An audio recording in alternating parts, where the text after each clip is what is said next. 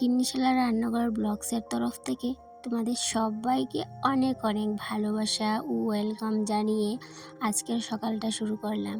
কেমন আছো তোমরা সবাই? আশা করছি রাধা মাধবের কৃপায় সবাই ভালো আছো। বেশ অনেকটা দিন পরেই বলতে পারো আসলাম। অনেক চেষ্টা করেছি আসার, কিন্তু কোনোভাবেই তা সম্ভব হয়ে ওঠেনি। এই যে কটা দিন আমি ব্লগ শেয়ার করতে পারিনি তোমাদের সাথে, ভীষণ খারাপ লাগছিল। কিন্তু কি যে হয়ে গেল, মনটা একদমই ভালো ছিল না, সেই জন্যই বলতে পারো তোমাদের সাথে কোনো রকম ব্লগ আমি শেয়ার করিনি। তবে হ্যাঁ, সমস্ত কটা ব্লগ শ্যুট করে রেখেছি, কিন্তু সেগুলোকে যে এডিট করে তোমাদের সাথে শেয়ার করব, সেই ইচ্ছেটা, সেই মন মানসিকতাটা একদম কোথায় যে চলে গেল বুঝতেই পারিনি। আজকেও বহু কষ্ট করেই বলতে পারো নিজের মনটাকে মানিয়ে নিয়েছি যে আজকে এডিট করতেই হবে। তো সেটাই বলতে পারো জোর জবরদস্তি করেই মনটাকে বেঁধে আমি ব্লগটা শুরু এডিট করতে বসেছিলাম। যাই হোক, মনের কথাটা কিছুটা হলেও তোমাদের সাথে শেয়ার করতে পেরে অনেকটাই ভালো লাগছে। সকালের বাসি কাজগুলো আজকে আর তোমাদের সাথে শেয়ার করলাম না। চা খাওয়া থেকে শুরু করলাম, বিছানা গোছানো, তারপর আবার সোজা রান্নাঘরে এসে রান্নাটা বসিয়ে দিয়েছি। যেহেতু আজকে বৃহস্পতিবার, নিরামিষ রান্না করব বলেই প্ল্যান, আর সেই জন্য রাতের বেলায় এই সবজি কটা বেছে রেখে দিয়েছিলাম। তারপর এদিকে সকাল সকাল কিন্তু ভাত আর নিরামিষ তরকারিটা নামিয়ে নিয়েছি। আর তারপর রান্নাঘরটা গুছিয়ে স্নান করে চলে যাব সোজা ঠাকুর ঘরে। যেহেতু একা হাতের কাজ, সমস্ত কটা কাজই নিজেকেই করতে হবে, তাই জন্যই বলতে পারো অনেকটাই বুদ্ধি খাটাতে হয়। কেন কি, এই যে ছোট্ট থেকে বড় যাই কাজ থাকুক না কেন, সমস্ত কটা কাজই কিন্তু একা হাতেই করতে হবে, আমাকেই করতে হবে। সেই জন্য বুদ্ধি খাটিয়ে খাটিয়ে সমস্ত কাজ কটা করি। তবে আমাদের অনেকেরই ভুল ধারণা যে ছোট সংসার হলে হয়তো তেমন কোনো সংসারের কাজ থাকে না, কিন্তু ছোট সংসার হোক কিংবা বড় সংসার, সংসারের কাজগুলো কিন্তু তুলনামূলকভাবে একই থাকে। কারণ আমি মনে করি যে বড় সংসারে যে কটা কাজ তোমাকে করতে হবে, ছোট সংসারে সেম সব কটা কাজই তোমাকে করতে হবে। তবে হ্যাঁ, বড় সংসারে সবাই মিলে যখন আমরা একসাথে থাকি, তখন হাতে হাতে কিন্তু কিছু কটা কাজ সবাই মিলেমিশে করে নিই। কিন্তু ছোট সংসারের কাজ, ছোট থেকে বড় যাই কাজ থাকুক না কেন, সমস্ত কটা কাজই কিন্তু নিজেকেই একা একা করতে হয়। সেই অর্থে আমি মনে করি যে একটা বড় সংসারে সমস্ত কটা কাজ করতে একটা গৃহিণীর যতটাই কষ্ট হয়, ঠিক ততটাই কষ্ট হয় একটা ছোট ফ্যামিলির গৃহিণীকেও কিন্তু অতটাই কষ্ট হয় সংসারের কাজগুলো করতে। তো যাই হোক, সবার মতামত তো এক নয়, সবার আলাদা আলাদা মতামত থাকতেই পারে। তবে এই ব্যাপারটা নিয়ে আমি বেশি কিছু বলবো না, কারণ সবার মতামত যেহেতু আলাদা, কারোর সাথে কারোর মতের কোনোদিনও মিল নেই, মিল ছিল না আর থাকবেও না।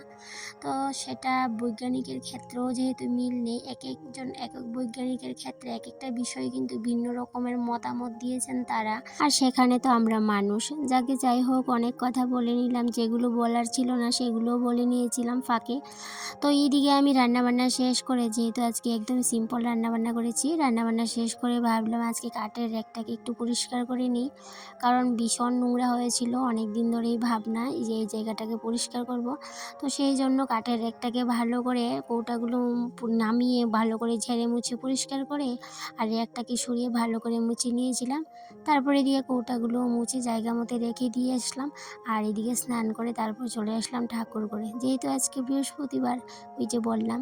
আর এইদিকে তোমাদের সাথে আরেকটা কথা বলা হয়নি, এই ব্লগটা আমার গত বৃহস্পতিবারের ব্লগ। যেহেতু এতদিন পর্যন্ত আমি তোমাদের সাথে কোনো রকম ব্লগ শেয়ার করতে পারিনি, তো সেই ব্লগগুলো জমেছিল। তো এই জমানো ব্লগগুলোই তোমাদের সাথে এখন প্রত্যেক দিনই কিন্তু শেয়ার করব, ডে বাই ডে। এতদিন অবধি বহুত রেস্ট করে নিয়েছি, কারণ একটু আলসেমিও ছিল, সেই জন্যই বলতে পারো তোমাদের সাথে সেই ব্লগগুলো শেয়ার করতে পারিনি। যে ভাবি প্রত্যেক দিন শেয়ার করব, আর সেটা সম্ভব হয়ে ওঠেনি। আর এইদিকে দেখো, ছেলেরও শরীর খারাপ ছিল, সেই জন্য আরও বলতে পারো এডিট করতে পারিনি। মন মানসিকতাটা তো একটু খারাপ ছিল, সেই জন্য। আর এদিকে যে বৃহস্পতিবার বিকেলবেলা এইদিকে চলে আসলাম ঘরের পেছনটায়। এই যে আমার কুমড়া গাছটা দেখতে পাচ্ছ, এই কুমড়ো গাছটা তো তোমাদের সাথে শেয়ার করেছিলাম, এমনিই উঠেছিল। আর এটা না ভীষণ বড় হয়েছে। আর এখন এই কুমড়া গাছটাকে দেখে আমার ভীষণ ভালো লাগছে, তাই জন্য এই কুমড়া গাছের সাইডে আরেকটা গর্ত করে নিয়েছি, যাতে করে এখানে আরেকটা আমি লাউ গাছ লাগাতে পারি। তারপরে এদিকে আমাদের লেবু গাছে একটা লেবু হয়েছে, সেটাও তোমাদের সাথে একটু শেয়ার করে নিলাম। এই ঝোপঝাড়ের মধ্যে অনেকগুলো সবজি পাতি আছে, নিয়েছি, সেগুলো তোমাদের সাথে একটু টুকটুক করে শেয়ার করে নিই ভাবলাম। যেহেতু সমস্ত কিছুই শেয়ার করা হয়ে ওঠে, আর সেগুলো শেয়ার না করলে কেমন লাগে বলো তো। এদিকে প্রায় সন্ধে সন্ধে হয়ে আসছে, বাতি দিতে হবে। এদিকে দেখো বেগুনও ধরেছে, আর কয়েকটা বেগুন ধরেছে, প্রায় অনেকগুলো বেগুন খাওয়া হয়ে গেছে। আর এদিকে এতটাই সন্ধে হয়ে গেছে, বেগুনগুলোকে দেখা যাচ্ছিল না, তাই মোবাইলের ফ্ল্যাশ লাইটটা অন করেই তোমাদের সাথে সমস্ত গোটা বেগুন শেয়ার করছিলাম। কারণ আমার হাতে লাগানো এই বেগুন গাছগুলোর মধ্যে প্রায় একটা দুটো করে অনেকগুলো বেগুন খেয়ে নিয়েছি নিয়ে, তো সেইগুলো এখনও গাছে আছে প্রায় আরও 4 থেকে 5টা, তো সেগুলো তোমাদের সাথে একটু শেয়ার করে নিলাম। তারপরে যে সন্ধেবেলা শুরু হলো আমার মেন ডিউটি, যেটা আমাকে প্রত্যেক দিনই করতে হয়। এই যে পরের দিন যদি একটু ভেজাল কাজকর্ম থাকে, একটু কঠিন, তো সেগুলোকে একটু সহজ করার জন্য রাতের বেলা একটু আমাকে পরিশ্রম করতে হয়। তো বলতে পারো দিনের বেলা যেভাবে গাদার খাটুনিটা খাটি, ঠিক রাতের বেলাও কিন্তু গাদার খাটুনিটাই খাটতে হয়। তো এই যে রাতের বেলা ঘুমোতে যেতে যেতে প্রায় কিন্তু 12টা, তো প্রত্যেক দিনে একই রুটিন। আর এদিকে দেখো কাঁঠাল খাওয়ার অনেক দিন ধরে বায়না, তো আজকে কি করেছে হাজব্যান্ড, দুটো কাঁঠাল একসাথে নিয়ে এসেছে। আর এদিকে নিয়ে এসেছে কাঁচকলা। আর এই যে সন্ধেবেলায় লাউয়ের ডুগাগুলি দিয়েছিল আমার বড় জায়ের ঘর থেকে, তো সেইগুলো থেকে এই যে ডুগাগুলো শুধুমাত্র নরম অংশগুলো কিন্তু আমি রেখেছি, আর বাকি যে শক্ত অংশটা ফেলে দিয়েছি। তো এইদিকে রান্নাঘরে কাজবাজ করছিলাম, তখন হাজব্যান্ডও বাড়ি চলে আসলো। আর এদিকে বেল খাওয়ার জন্য বেলটা ভাঙা হলো। তো আমার আবার বেলের এই অংশটা খেতে ভীষণ ভালো লাগে, তো তাই জন্য হাজব্যান্ড আমার হাতে ধরিয়ে দিল। আর এইদিকে সাথে দিয়ে দিল একটা চামচ। আমি এদিকে সবজি কাটছিলাম আর এখন বেলটা খেয়ে নিয়েছি। তবে হ্যাঁ, শরবত খেতে আমি একদমই ভালোবাসি না, কিন্তু তারপরেও হাতে নিলাম, যেহেতু এত ভালোবাসা দিয়ে শরবতটা বানানো হলো আর হাতেও ধরিয়ে দেওয়া হলো, তাই জন্য ভাবলাম না খেয়েই নিই। তবে হ্যাঁ, বেলের শরবত খেতে আমি একদম ভালোবাসি না। যাই হোক, এদিকে কাজবাজ করতে করতে বেল খাওয়া হলো, চা খাওয়া হলো, সেটা আর তোমাদের সাথে শেয়ার করলাম না চা খাওয়াটা। তারপর শুরু হলো আমার যুদ্ধ, কারণ পরের দিনের যে রান্নাটা সেটা ভীষণ কষ্টের একটা রান্না। কারণ আমি ভাবলাম যে কাঁঠাল রান্না করব, তো কাঁঠাল রান্না করব আর সেটার মধ্যে শিম বীজ দেবো না, সেটা তো হতেই পারে না। আর সকালবেলা যদি ভাবি যে এই কাজগুলো করব, তো বেশ হয়ে গেল। তাই জন্য রাতের বেলায় সমস্ত কিছু করে রেখে দেবো, আর সকালবেলা চটপট করে সমস্ত কিছু করে নিতে পারবো। তো এদিকে শিম বীজগুলো ভাজা হয়ে গেল, আর তারপর বসিয়ে দিলাম কাঁঠালটা। তবে হ্যাঁ, তোমরা একটা প্রশ্ন করতেই পারো যে কাঁঠালটা কাটলাম কখন। আসলে কি বলো তো, হাজব্যান্ড আমাকে অনেকটাই হেল্প করে দিয়েছে, কাঁঠালটা কেটে এনে দিয়েছে। তো আমিও চটপট করে কাঁঠালটাকে ভাপিয়ে বসিয়ে দিলাম, হলুদ নুন দিয়ে একটু ভাপিয়ে রেখে দেব, তাতে করে কিন্তু আমার রান্নাটা অনেকটাই সহজ হয়ে যাবে। তবে হ্যাঁ, আমি কিন্তু শুধুমাত্র ভাপিয়ে রাখিনি, কাঁঠালটাকে একটু ভেজে নিয়েছিলাম।